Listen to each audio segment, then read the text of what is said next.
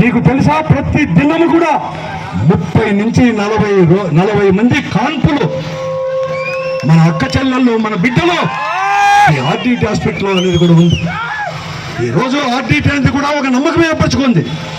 ఈరోజు ప్రతి ఒక్క దినానికి కూడా ఈరోజు కూడా 3000 మంది 2 హాస్పిటల్లో కూడా ఓపీ అనేది కూడా చూసుకుంటూ పోతున్నారు. అటువంటి మూసేసుకొని పోతా అంటే మనం మౌనం వహిస్తామా? 55 సంవత్సరాలు వారితో సేవ చేయించుకొని ఈ ప్రజలు, ముఖ్యంగా హరిజనులు, గిరిజనులు, బడుగు బలహీన వర్గాలను చేయించుకొని ఈరోజు చేస్తామా? ఈరోజు ఆ రోజు ఆర్డిటి సంస్థ విదేశీ సంస్థని దీన్ని బహిష్కరించాలని చెప్పేసి అనేక రాజకీయ పార్టీలంటే, ఆ రోజు అలా కాకుండా 55 సంవత్సరాల్లో మన హృదయాల్లో నిలిచిపోయిన ఈ ఆర్డిటి సంస్థకు నష్టం వస్తుందంటే మనకి నష్టం వచ్చినట్లు కాదా? అందుకోసమే ఈరోజు నడుము బిగించినాం వైఎస్ఆర్ కాంగ్రెస్ పార్టీ. ఈరోజు ఇదే కాదు, ఎంతమంది విద్యావంతులు చేస్తున్నారు, ఎంతో మంది కార్పొరేట్ స్కూళ్ళలో ₹1 ఖర్చు లేకుండా, తల్లిదండ్రులు లేకుండా ఈరోజు ఎంతో మంది హరిజనులు, గిరిజనులు, బడుగు వర్గాల డాక్టర్లు, ఇంజనీర్లు, ఎంతో మంది లెక్చర్లు ఇవన్నీ కూడా అయినారంటే ఆర్డిటి సంస్థ యొక్క పుణ్యమే, వారి యొక్క సేవా కార్యక్రమం వల్ల ఇవన్నీ కూడా అయినాయి. అటువంటి సంస్థ కూడా లేదు. నేను చెప్తా ఉన్నాను, ఈరోజు మేము రాజకీయ ఉపన్యాసాలు కాదు, ఎన్నికలు వస్తా ఉంటాయి, పోతా ఉంటాయి, గెలుస్తూ ఉంటాం, ఓడిపోతూ ఉంటాం. ప్రజాస్వామ్యంలో ఎన్ని మామూలే.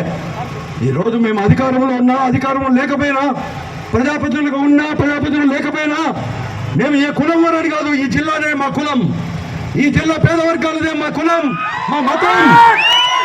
ఈరోజు కేంద్రంలో మోడీ నాయకత్వంలో ఉండే ప్రభుత్వం ఈ దేశంలో పేదరికము తొలగించుకోకుండా మతాన్ని బూచు చూపి మనలో డివిజన్ అనేది కూడా తీసుకొని వచ్చేసి ఈరోజు ఆ మతం ముసుగులో ఆర్డిటి సంస్థను ముసుగుస్తామంటే ఊరికే ఉంటామో? మనమంతా కూడా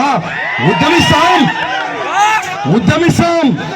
నేను కేంద్ర ప్రభుత్వం ఈ పొద్దు రంగయ్య గారు మాత్రం నడచలేదు, ప్రజలు నడిచారు. ప్రజల అభిప్రాయం నడిచింది. ఈ రోజంతా కూడా రంగయ్య గారు ఈ జిల్లా ప్రజల యొక్క అభిప్రాయాన్ని, నేనంటే రంగయ్య గారు ఎవరే కాదు, అందరూ కూడా నడిచిన వారు ప్రతి ఒక్కరు కూడా జిల్లా ప్రజల యొక్క అభిప్రాయాన్ని కేంద్రానికి తెలియజెప్పడానికి, అలాగే మన ముఖ్యమంత్రి గారు కూడా ఉన్నారుగా, చంద్రబాబు నాయుడు గారికి, నీ విధును నిర్వర్తించు, రాజకీయాలు ఇప్పటికే చాలా చేశావు, పేద ప్రజలతో ఆడుకోవద్దు, నీ పైన నమ్మకంతో 14 అసెంబ్లీ సీట్లు, 2 పార్లమెంట్ సీట్లు గెలిపించాం, అయినా నువ్వు మా జిల్లాకే మోసం చేస్తా అంటే ఎందుకయ్యా? నువ్వు చెప్తే కేంద్ర ప్రభుత్వం వినదా? నువ్వు చెప్తే హోమ్ మినిస్టర్ వినడా? నువ్వు చెప్తే ప్రధానమంత్రి మీ విజయవాడకి రమ్మంటే విజయవాడకి, ఇంటికి రమ్మంటే ఇంటికి, నీకు మా కొడుకు భోజనం పెట్టమంటే కొడుకు, కోడలు పిలిచి భోజనం పెట్టే ప్రధానమంత్రి, హోంమంత్రి ఈ చిన్న విషయం కూడా చేయలేడా అని చెప్పి నేను అడుగుతా ఉన్నాను. ముఖ్యమంత్రి గారు కళ్ళు తెరచండి, రేపే పోండి. ఇది ఈ పొద్దు ముగింపు మాత్రమే కాదు, పాదయాత్రకు ముగింపు మాత్రమే కానీ ఈ కార్యం నెరవేరేంత వరకు కూడా, ఈ కేంద్రం FCRA పునరుద్ధరించేంత వరకు కూడా మా పోరాటం ఆగదు. వివిధ రూపాల్లో గాంధీ మహాత్ముడు చూపిన గాంధేయవాదమే శాంతి మార్గంలోనే మెడలు వంచి రాష్ట్రం కేంద్ర ప్రభుత్వం నుంచి FCRA పునరుద్ధరిస్తాం. ఆర్డిటి సేవలు కూడా ముందుకు పోతాయని చెప్పేసి తెలుసు. ఈరోజు ఫెర్రర్ యొక్క 16వ వర్ధంతి సందర్భంగా ఆయనకు ఘనమైన నివాళులు అర్పిస్తూ ఫెర్రర్ సాక్షిగా